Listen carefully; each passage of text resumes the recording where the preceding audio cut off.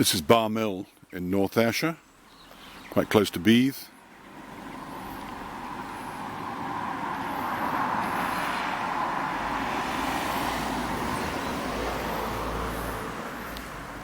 And here is a recent sign, Barrmill Park.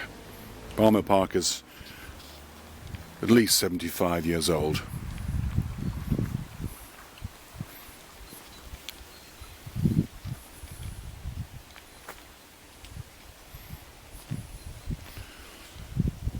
Here's a new information board, recently supplied by Hunterston Power Station.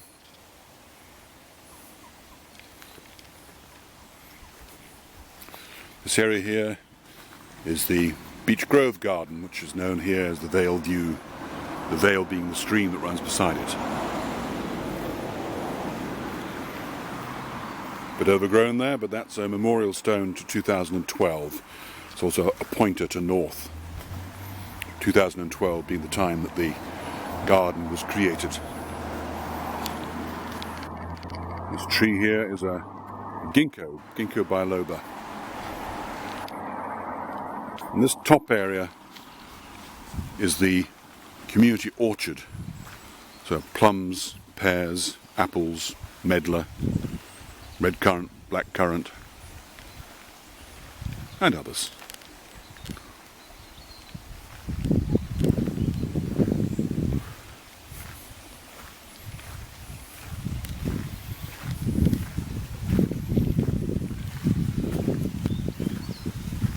One of the benches created by the group. Some donated troughs or trucks. This is a hazel.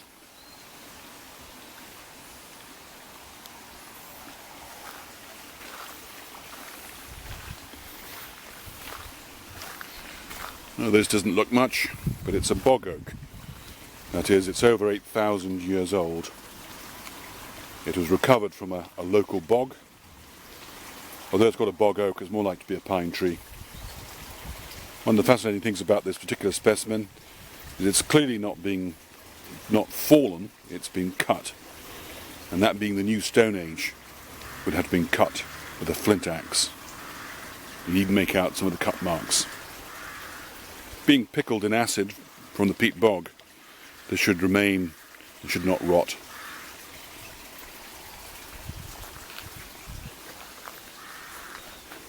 One of the quirky features here, follow the arrow up, and there's a smiley face made of tyres.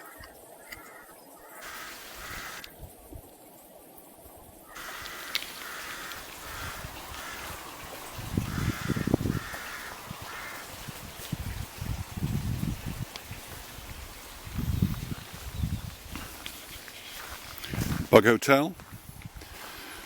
Built for toads, frogs, newts and insects. Just an additional home for them, particularly for use with visiting school children. A whole series of planted specimen trees here.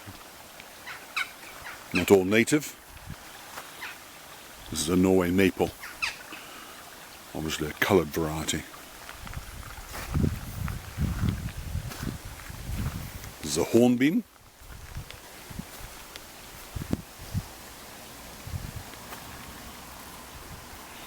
And this feature here is a sundial.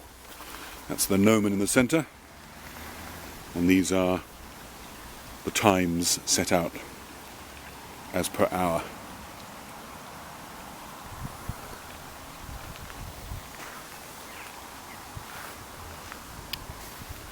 Feature back here is supposed to look like a water wheel. Actually from an old binder, piece of farm machinery.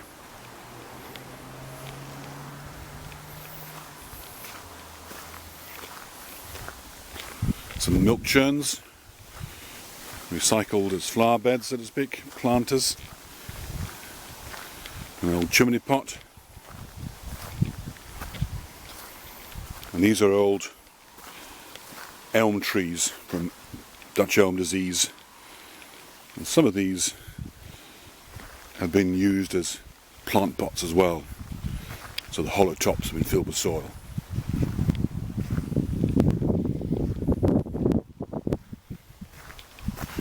A donated memorial tree here.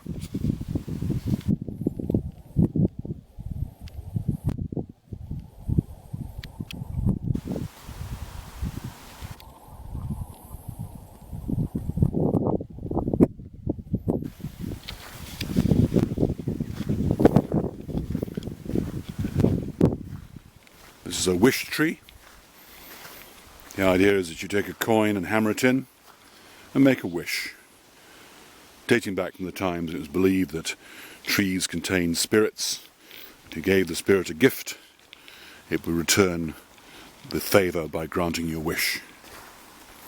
This is a sort of hobbit house.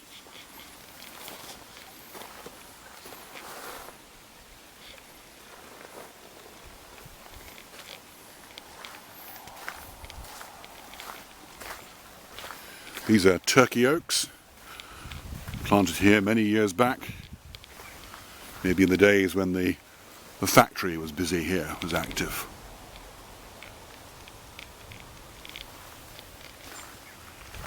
And this here is the quoit or kite pitch, the game of quoits, locally pronounced kite, where a circular metal disc would be thrown, the aim being to be as close to the metal spike as possible.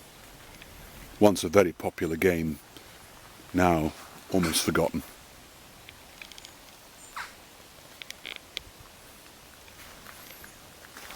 This is the fernery. A number of different species of fern here. Ostrich ferns, male ferns, lady ferns, royal ferns. A nice selection.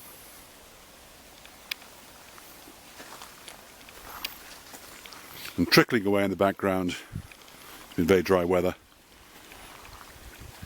is the Vale burn.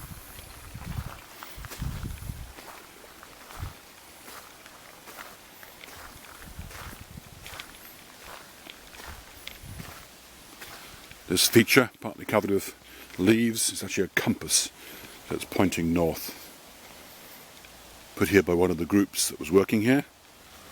The groups are always encouraged to leave some feature behind to commemorate their work.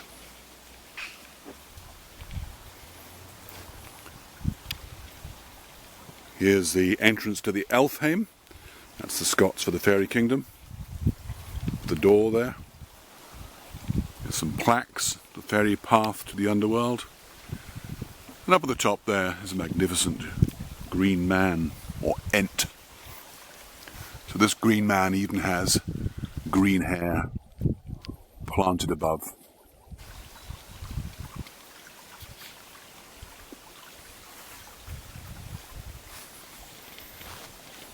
Very solid boardwalk built by the Barrmill Conservation Group, leading to a seating platform in this wet area.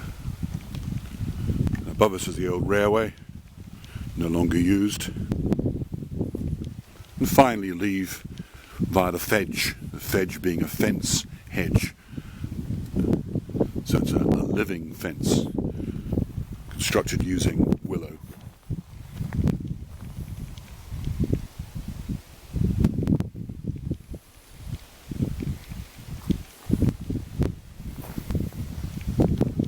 And up on the hill, across the grass, is the Vale Grove, another garden.